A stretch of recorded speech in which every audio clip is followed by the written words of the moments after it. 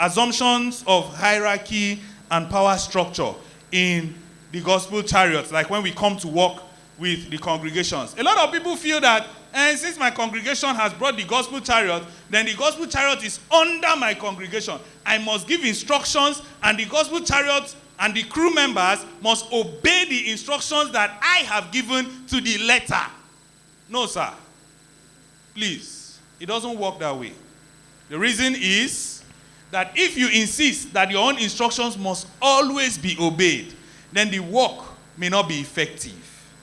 Because we go to certain places, and then we see the environment, and we say, no, this work would better be suited for so environment. I give an example. Last year, in October, we were in River State in October last year, and we were to work in Elele congregation. We went there, they showed us where we are going to stage the chariots, a town hall, a civic hall. But they said, okay, let us get to the church compound first, so that we can meet the brethren, since they didn't come out already. We said, okay.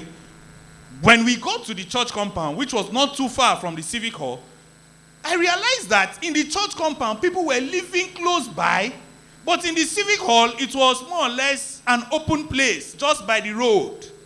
And I quickly went to the preacher and said, sir, I think that if we stay here in this your church compound, and you have space, that we will do better work than going to the civic center. He said, why? I said, because we have a lot of people living around here, but in that place, it's just roadside. He said, okay, there's no problem.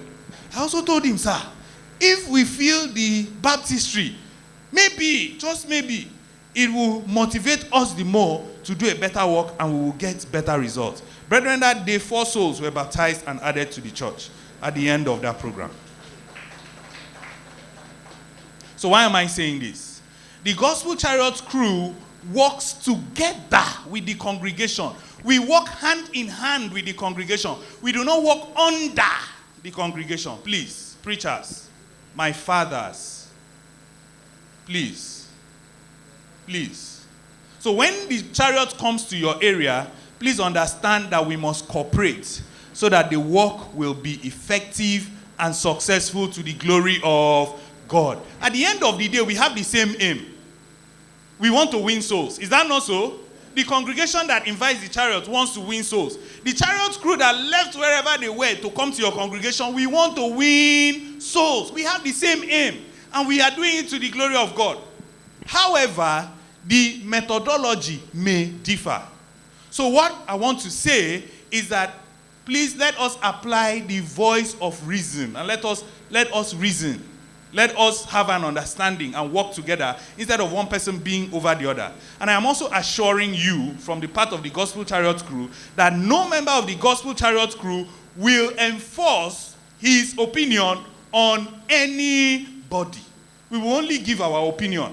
We will say this is what we think, and this is what we think, and this is why we think what we think. We can never come and say it must be done like this. It is not right. So we won't do that. So while we don't do that, please also cooperate with us so that we can work together. Now, another assumption, the last assumption for now, is the assumption that people will accept us since we are preaching Christ. A lot of people assume that it is gospel we are preaching. We want to preach. So the people will just accept us. And because of that, they will not do the right thing. Go and meet the owners of the place where we are going to stay. We are going to use somebody's compound to set up, or we are going to use market, or even roadside, or wherever we are going to use. Meet the authorities in that place. A lot of people say it does not matter. And at the end of the day, we get embarrassed. We've been embarrassed in a couple of places as a result of it does not matter. Seriously embarrassed. We say, preacher, please, have you met these people? We say, no, it does not matter. In this place, people don't, is it not gospel we have come to preach? And we are not spending time. And then when we go, a couple of times, about 3 times or so, we've had to set up, after setting up the chariot, somebody came and caused wahala. We have to pack the chariot again and leave. The work has not been done. And in some of those places, we have said, please meet with the owners of the place. And they say it doesn't matter. At the end of the day, the one that was most embarrassing was that a preacher was preaching on the pulpit. And then somebody came from nowhere and said, hey, stop. And that was the end. No closing prayer, no closing hymn, nothing. Just stop. And that was we just came down, we packed everything. You can imagine how embarrassing that is. Even to the people we are going to preach to our prospects. So that means we don't even follow rules now. What are we saying? If we are Christians, we are supposed to be law-abiding citizens. Is that not so? But we are not even abiding by the law. So what are we preaching? How do we get them to see the love of God? So please, let the right thing be done. Don't assume that the people will accept us because we are preaching the gospel. And also, our gospel is not the very attractive one. It's not come and receive your miracle. It's not come and receive magic money. All right? Most times our gospel is not attractive to the people of the world. So we have to do our homework very well. We have to meet people and let them know what we are coming to do in their area. Now let us go to the nitty-gritty of the matter. Conducting a gospel chariot rural campaign. Conducting a gospel chariot rural campaign. Like I said earlier, there are many other assumptions, but time would fail us to talk about them all. On the whole, brethren, please, if you are inviting the gospel chariots to work in your area, please be ready to work hand in hand with the Nigeria gospel chariots. And when we work together like brothers and we cooperate, then the work will be very effective and successful. Conducting a gospel chariot rural evangelism campaign is not a difficult task at all, as no one is required to make any payments in order to have the Nigeria gospel chariots work in their area. Let me say that again. Nobody is expected to make any payment to anybody to bring the gospel chariot to his area. I've said that 2 times. Let me say it the 3rd time. In case you may have been, in case you had a wrong information or a wrong idea. The Nigeria Gospel Chariot crew, no, let me not start with crew. The Nigeria Gospel Chariot management and the crew will not ask you to pay a certain amount of money as registration fee before the chariot will come to your area. Brethren, please, to host the chariot is totally free of charge. You are not paying a dime to host the chariot. Okay? Are we together, brethren? I hope we are following. So that's the first thing I want you to know. Hosting the chariot is free of charge. You are not even buying diesel for the chariot to move from wherever we are to come to your place. You are not except you decide out of your free will to say, okay, let me support the work that is being done. Oh yeah, collect this one and put diesel. That one is your own volition. But to say, okay, the gospel chariot is coming from Abeokuta, our base, we are coming to Uyo, so you have to provide diesel for us to move from Abeokuta to Uyo. No, sir. The management makes provision for that. I'm stressing this over and over again so that we have the right conception about hosting the gospel chariot. However, a few things need to be done in order to ensure a successful campaign in any area. To this end, anyone wishing to host the gospel chariot is advised to do the following. Please, let's listen very carefully. This is very important. This is the nitty-gritty of what we are doing. Anyone who wants to use the gospel chariot is advised. Like I said, we don't force our opinion on anybody, we advise. So we are advised to do the following. The first thing is that you must get in touch with sister congregations in your area to discuss modalities on hosting the chariot. This is very important in order to lessen the logistics burden on your shoulders. Please, make contact with sister congregations.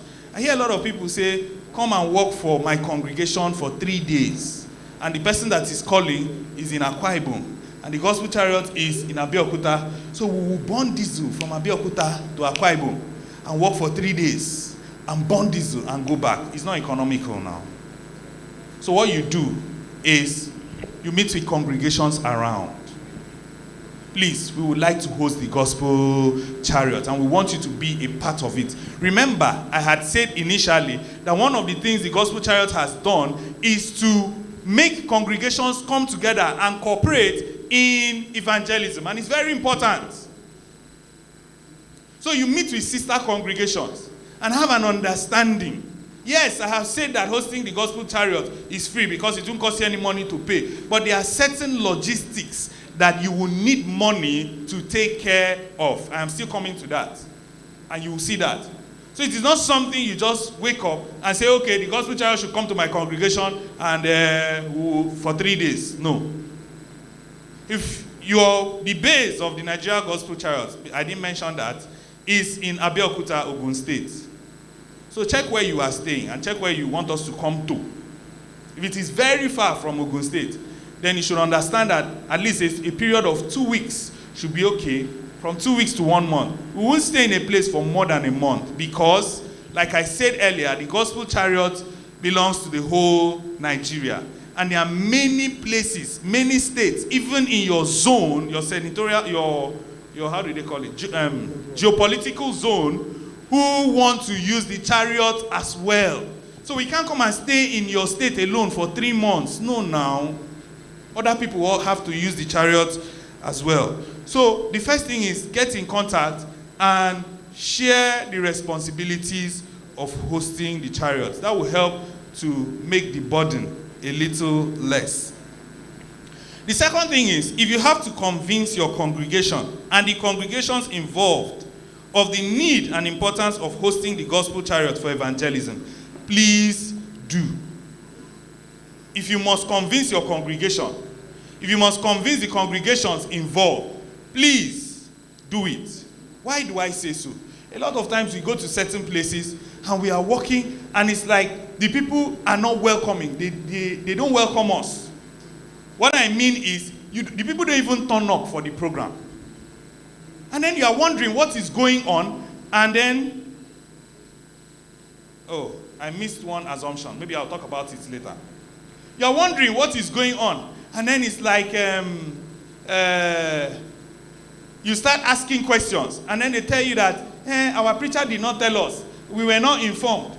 We didn't even know you people are coming. And so that has already told you that these people were not even ready for the work. So preachers, please, if you want to host the chariot, carry your congregations along. And let me state this also.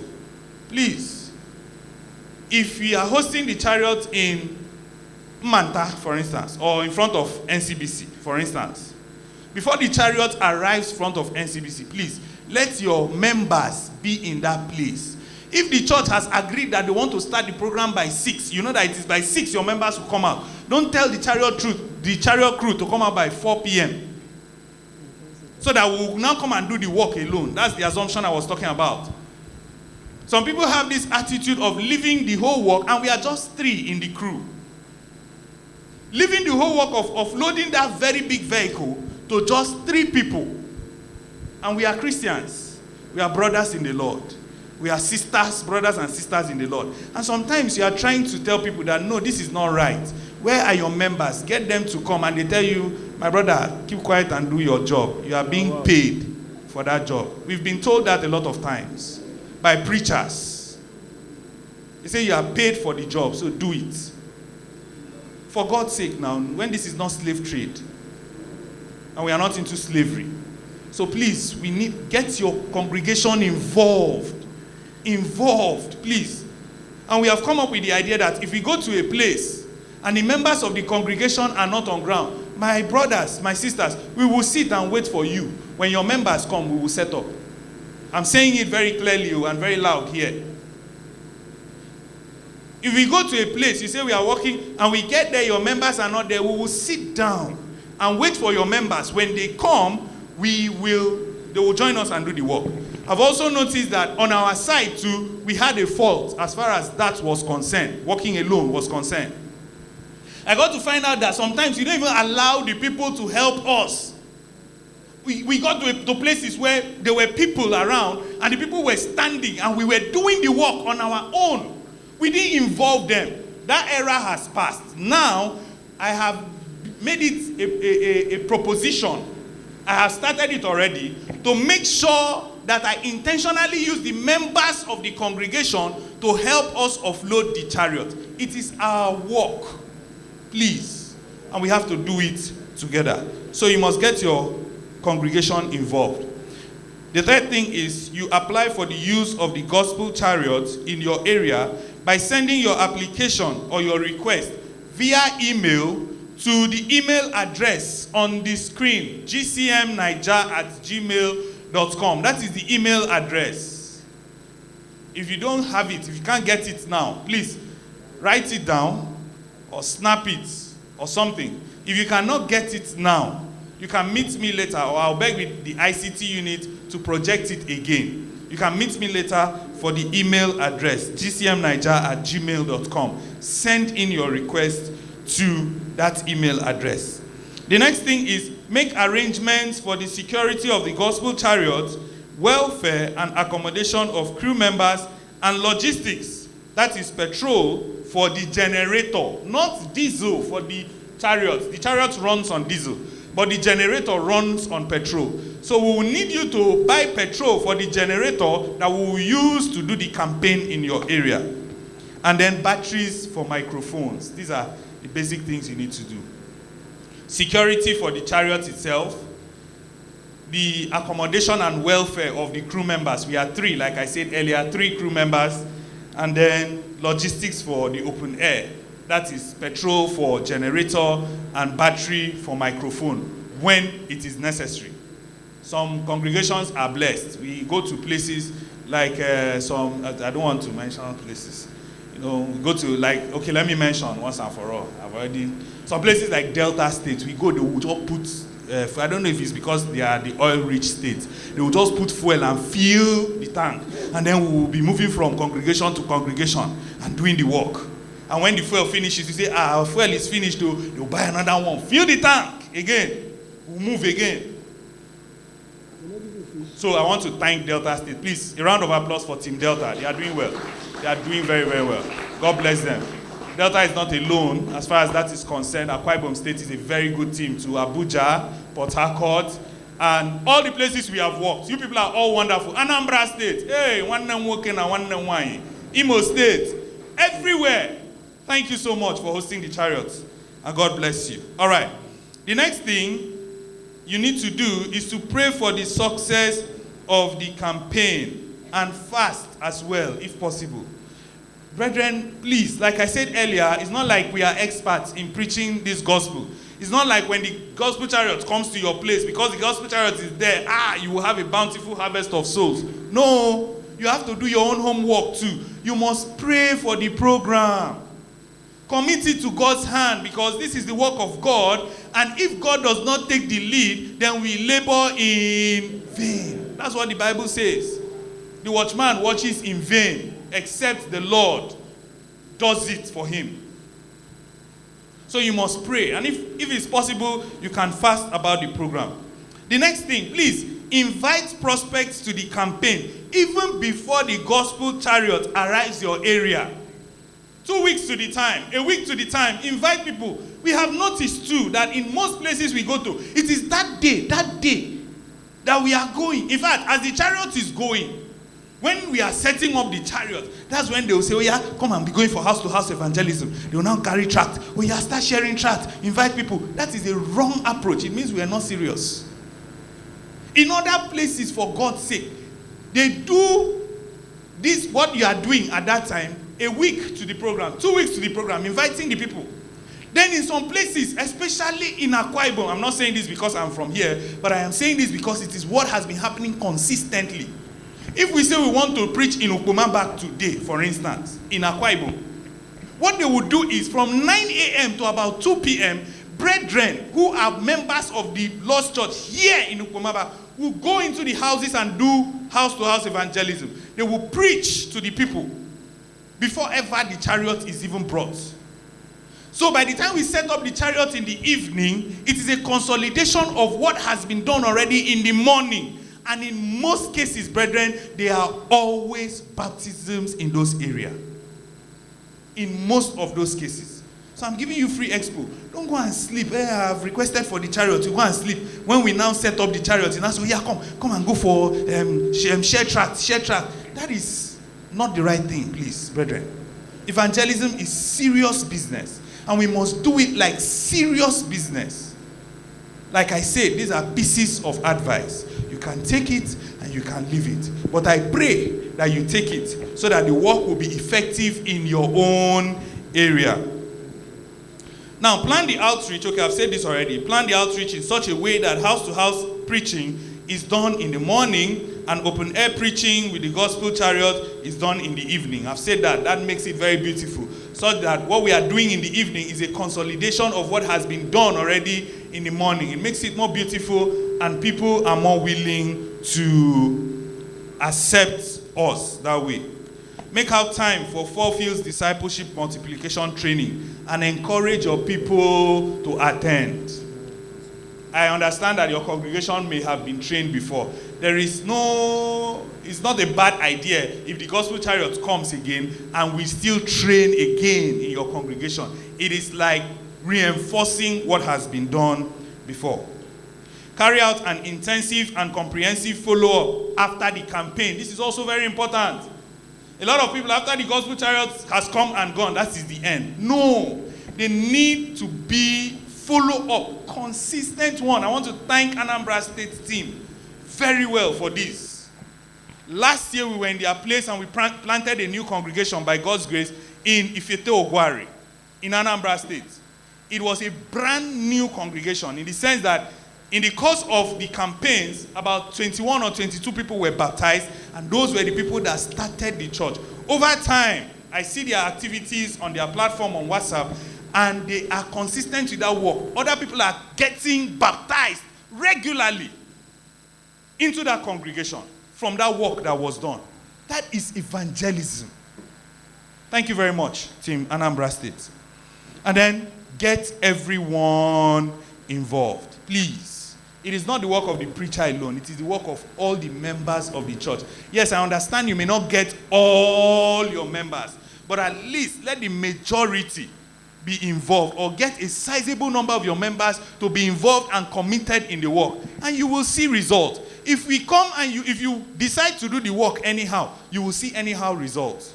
But if you are committed and you do the work with all sincerity of purpose and commitment, then you will see tangible results to the glory of God. Now let me quickly share the zoning formula of the Nigeria Gospel Chariot for the year 2024 before I round up. Let me share the zoning formula for the year 2024. The chariot, because it is only one in Nigeria, what we do is we divide the country into geopolitical zones and then we visit each zone quarterly. That is how we work. Okay? So for 2024, and it is on a rotational basis, that you are on the first quarter this year or second quarter this year does not mean that you will be in the same quarter next year. Okay? So it's on a rotational basis. So for this year, 2024, for the first quarter, which is for the months of January to March, the southwest zone of the country has that quarter. We can see it on the screen. The southwest zone has the first quarter. And the states in that zone are the states of Lagos, Ogun, Osun, Ekiti, Oyo, and Ondo states. These are the states that have the first quarter. And for this year, by the grace of God, the first quarter is fully booked already, as it is. Let me say this too. If you want to walk with the gospel chariot, if you want the gospel chariot to walk in your area, please book before time. Towards the end of, if you want to walk next year, book towards the end of this year. Because by the time you come next year, sometimes it must have been fully booked. Like the southwest, it's already fully booked. The second quarter for the months of April to June falls for the southeast. And the states in this zone are Enugu State, Anambra State, Ebonyi State, Abia State, and Imo State. And for the southeast too, for the second quarter, it is already fully booked for the southeast. The southeast is fully booked. By the grace of God, we'll be starting with Abia State, Umudike, in April. From there, we'll go to Ebonyi State for the first time. And I want to thank God that we are going to Ebonyi for the first time. The chariot was launched in Ebonyi, but has never walked in Ebonyi. And this is 6 years now. So for the first time this year, we are going to Ebonyi State by the grace of God. Ebonyi team, I hope you are ready for us. May God bless you for inviting us. And God will make that work to be fruitful in Jesus' name. Amen. So in May, by God's grace, we will be in Ebonyi State. From there, June, which will end that quarter, we will go to Enugu State. I know Anambra people are looking at me in one eye. Don't worry. We are going to see what we can do. Because Anambra request is pending for now. That's why I said that. Unfortunately, very unlike the South-South, very unlike our people, nobody has requested from the South-South. So the South-South is still very empty. Other states can book for them. So, brethren, yes, I was expecting this. I have given you everything you need. Come together quickly and apply. If you want, okay, someone called me from Cross River State. I think it's only, and let me say this about Cross River State too. I think Cross River State was the first state, Calabar to be precise, to host the gospel chariot. And since after that time in 2018, bye-bye, we've not been there again. And it's not like we are sleeping on it. I made contact with the chairman of the Calabar Preachers Forum. Sometime last year, I called him, I got his contact, I called him, and I told him it is the first request. We treat the request based on first come, first serve basis. And if you have applied for this year and maybe the window has closed, you couldn't get it this year, please don't assume that your application for this year still holds water for next year. What it means is for next year, you will apply earlier. And then for the last quarter, for October to December this year, we'll be in the North Central, and the states in that area are Kogi, Benue, Kwara, Nasarawa, and Abuja. That is how far we can go for now. We are hoping and praying that we'll get another chariot that will also be used for the areas that we cannot cover using this template we are using now. And for the North Central, only Abuja has applied so far. And that's for the month of October. So, brethren, this is a wake-up call. You have all that you need at this point in time to have the Nigeria Gospel Chariot walk in your area. And we are always very excited to work with you. Always very excited. All right? Before I conclude, let me quickly say this. The World Bible School has a ministry in the Nigeria Gospel Chariot. And so while the Gospel Chariot comes to your area, enrollments are being done by the World Bible School. There's a World Bible School pointman on the Nigeria Gospel Chariot crew. So the World Bible School pointman will liaise with the preachers, and enrollments are being done in your area. So if you want enrollments to be done, it's not even a matter of if. I think it is something that must be done when the chariot visits your area. So please, you need to make those arrangements as well. As I conclude, brethren, I want us to know that the Nigeria Gospel Chariot has over the years been a veritable tool for the propagation of the unadulterated gospel of Christ within Nigeria. This it has done through campaigns for Christ, organized by local congregations willing to work with the Gospel Chariot. The process of conducting a Gospel Chariot campaign is very simple and totally seamless. You are encouraged, and I am actually pleading with you, begging you, brethren, to organize one in your area, and God will bless you as you do so in Jesus Christ's name. Amen. Thank you very much for listening.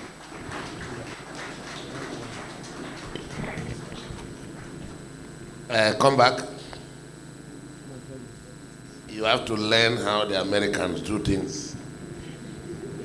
You learn standard place there.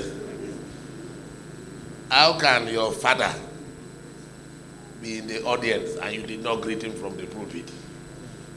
You people make the pulpit too formal. You want to do formal.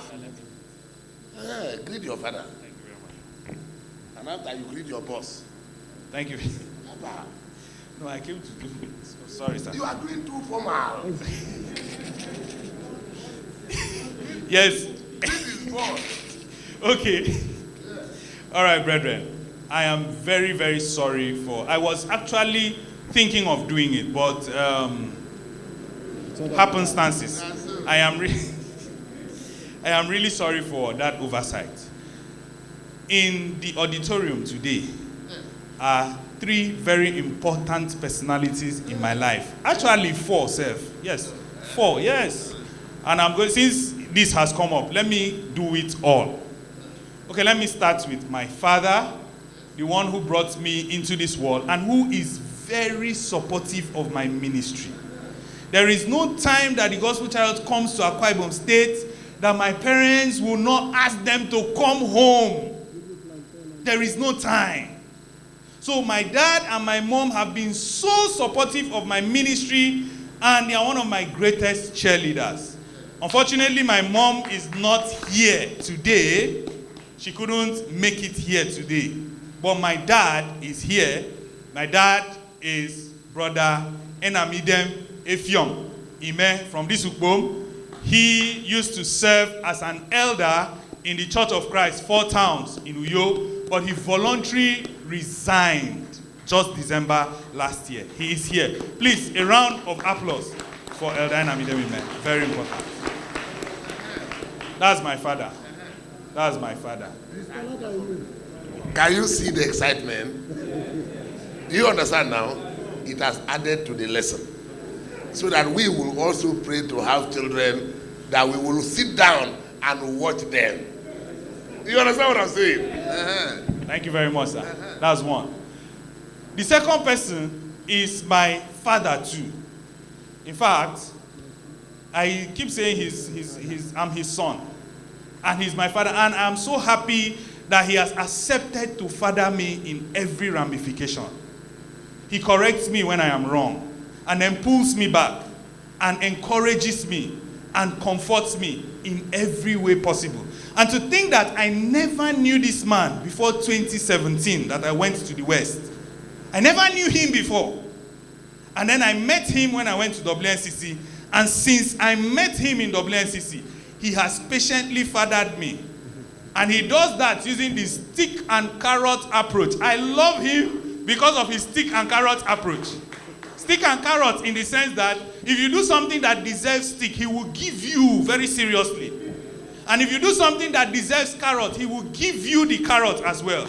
He's a very serious disciplinarian, a great man indeed, and the president of West Nigeria Christian College, Dr. Biodun Owolabi. He's here. Please, a round of applause. Clap for him. This is my spiritual father and even my physical father. All right. I'll say collect it again. Why I came to draw your attention is that a call came from Chad Wagner that he should come for a meeting with the missionaries. He told the messenger to tell him that he's listening to his son. And the son is here, not recognizing him. Now you see why. I'm really sorry. I'm sorry about that, sir. Thank you, sir. Mabinu, sir. Sir. Thank you very much. Okay. The other person I want to most respectfully recognize is the person that supports me the most. As far as the Gospel Chariot missions is concerned, I leave her for months. 3 months. Sometimes even more than that. And I travel from place to place. And she's patiently waiting for me. I remember when I got married newly, I went back to work. A small girl from ICA, the secondary school in Abeokuta there. She told me, Brian, is it that you don't like your wife? I said, why? He said, you just got married and you left her and you came back here.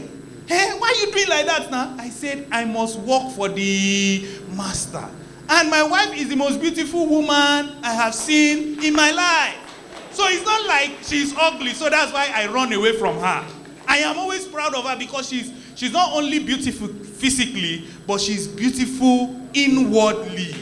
When you read Proverbs chapter 31 from verse 10 to verse 31, it is my wife you see in that scripture. And I am not just saying this, I mean every bit of what I am saying. She is Sister Inemeson. She's here. Please stand up and say hello to the house. Brethren, that is my beautiful, lovely wife. Very important. And then lastly, like I said, I am blessed with a family that supports me. I got married into a family that also supports me. My father-in-law, unfortunately, is late, but my mother-in-law supports me so well. I tell people that my mother-in-law reminds me of my grandmother. While growing up, I grew up with my mother and her mother, my grandmother. And my grandmother was so fond of me. And that is the role my mother-in-law plays in life.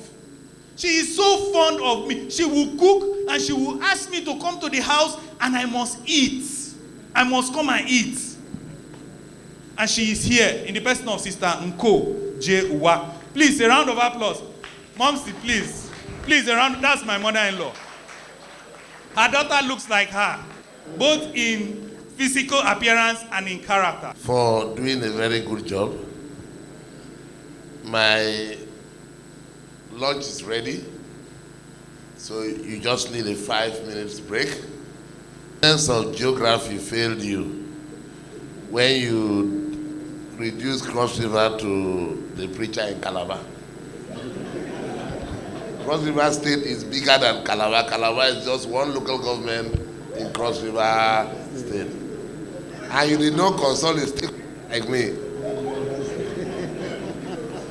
It's okay. We want